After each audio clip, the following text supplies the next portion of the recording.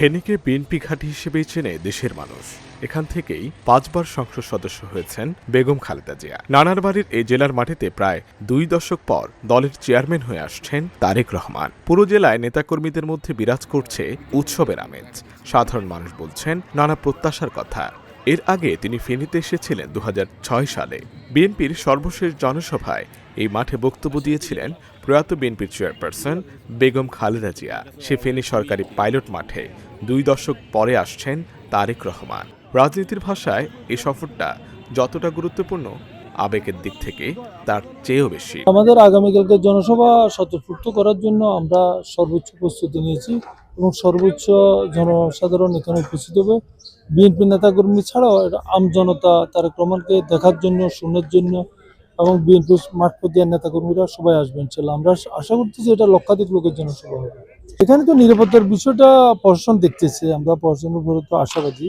আপনারা লক্ষ্য করেছেন যে ফেনীর মানুষ একটি বিশেষ আনন্দঘন মুহূর্তের মধ্য দিয়ে যাচ্ছে। আমাদের প্রতীক্ষার সর্বশেষ অবসান হতে চলছে। বিষয়ে আমরা ইতিমধ্যে গতকালকে সকালেও আমাদের ফেনীর এসপি মহোদয় এসেছিলেন। আজকে 11টা উনি আবার আসবেন আমাদের সাথে, এবং ফেনীর যারা দায়িত্বপ্রাপ্ত, বিশেষ করে আজকে 11টা রাতের 11টায় আমাদের কাছে একটা মেসেজ দিয়েছে যে ফেনীর যিনি ইয়াতে দায়িত্বে আছেন, আর্মির যিনি দায়িত্বে আছেন, এখানকার আর্মি ক্যাম্প ইনচার্জ উনি আসবেন, ফেনী এসপি মহোদয় আসবেন। পাশাপাশি আরও আইনশৃঙ্খলা বাহিনীর বিভিন্ন উচ্চ পর্যায়ের কর্মকর্তা যারা আছেন তারা আসবেন। আইনশৃঙ্খলা বিষয়ে ওনারা ওনাদের মতো করে দেখছেন, ওনারা আমাদেরকে আশ্বস্ত করেছেন। ওনারা সর্বোচ্চভাবে এই বিষয়ে ওনারা এখন প্রায়োরিটি দিয়ে এটাকে দেখছেন।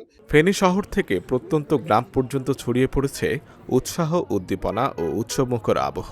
তাকে বরণে প্রস্তুতি নিচ্ছেন নেতাকর্মীরা। তাদের ভাষায় এটি শুধু একটি সাংগঠনিক সফর নয়, বরং ফেনী বিএনপির জন্য একটি ঐতিহাসিক মুহূর্ত। আমাদের ফুলকাজি, আমার বাড়ি ফুলকাজি, আমাদের ফুলকাজি তার নানার বাড়ি ফুলকাজির ভাগিনা, এবং ফুলকাজির ভাগিনা মানে ফেনী জেলার ভাগিনা হিসাবে উনি আসতেছে, এখানে জনসভা অ্যাটেন্ড করবে।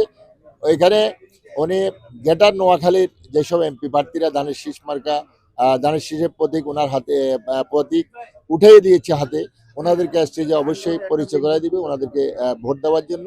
আমাদের আগামী তারুণ্যের অহংকার তারেক রহমান, আমাদের এখন বিএনপির চেয়ারম্যান, উনি দায়িত্ব নেওয়ার পর থেকে আপনারা জানেন এর মাঝে মাঝে নির্বাচন এসেছে। এই নির্বাচন উপলক্ষে উনি পথসভা যেগুলো জিনিসগুলি মহাসমাবেশ করতেছে আমাদের ফেনীতে, তার মধ্যে একদম ফেনী থেকে বৃহত্তর নোয়াখালী, লক্ষ্মীপুর নিয়ে আমাদের এই কালকে যে জনসভা, এটা আসলে ফেনীর মানুষ উৎসাহিত।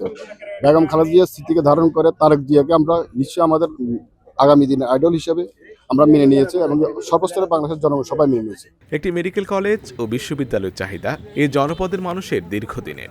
সরকার গঠন করতে পারলে এসব বাস্তবায়নের দাবি থাকবে নিজেদের মানুষ তারেক রহমানের কাছে।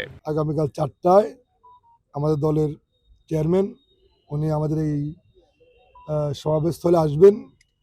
আমরা ফেনীর মানুষ, সর্বসাধারণ মানুষ, সাধারণ মানুষ সহ সবাই আমরা প্রস্তুত তারেক রহমানকে আমরা অভ্যর্থনা জানানোর জন্য। এখানে সমাবেশ হবে, অনেক মানুষ ইনশাল্লাহ এখানে আসবেন। যেহেতু তিনি অনেক দিন পর ফেনী আসছেন, আবার এই ফেনী হচ্ছে ওনার মায়ের নির্বাচনী এলাকা। অন্যদিকে এই ফেনীতে ওনার মা বাবার অনেক স্মৃতি বিজড়িত বিষয়গুলো এখানে আছে। আর ফেনী মানুষ সবসময় বিএনপিকে ভালোবাসে, ধানের শীষকে ভালোবাসে, এবং আগামী 12 তারিখে নির্বাচন, সব কিছু মিলেই আগামীকালকের যে জনসভা ইনশাল্লাহ সেটা জনসমুদ্রের রূপ নেবে। আমরা সবাই প্রস্তুত। আমাদের টার্গেট সর্বোচ্চ, যে আগে যে এখানে তো আগে অনেক সমাবেশ হয়েছে, অনেক রাজনৈতিক দল সমাবেশ করেছে, আমাদের নেত্রী বেগম খালেদা জিয়া সমাবেশ করেছেন। আমরা চেষ্টা করব, আমাদের লক্ষ্য যে অতীতের সকল যে রেকর্ড সেটা ভেঙে এবার নতুনভাবে আরেকটা ইতিহাস সৃষ্টি হবে। নিরাপত্তা ইতিমধ্যে আইনশৃঙ্খলা বাহিনীর সাথে আমাদের কথা হয়েছে, নিরাপত্তার দায়িত্ব ওনারাই থাকবেন। নিরাপত্তা আমাদের দায়িত্ব নয়, সরকারের দায়িত্ব। ওনারা নিরাপত্তা দিবেন, ওনারা আমাদের সাথে যোগাযোগ করছেন, আমরাও করছি। আশা করি ইনশাল্লাহ সমস্যা হবে। দেখেন উনি মাত্র আসছে, আগে যদি চাইতে যাই অবশ্যই আমার কাছে আসবে, আমি তো ভালো কিছু চাবই। ফেনীর মানুষের স্বার্থ সংশ্লিষ্ট, যেটা চাইলে পুরা ফেনীর মানুষ উপকৃত হয়। ইনশাল্লাহ দোয়া করেন, এমন কিছু চাইব এবং সেটা আমরা নিয়ে আসবো। বিএনপির নেতারা বলছেন ফেনী পাইলট হাই স্কুল মাঠে 25 জানুয়ারির তারেক রহমানের সমাবেশটি ফেনীর জন্য ইতিহাস হয়ে থাকবে। News desk, Dhaka journal.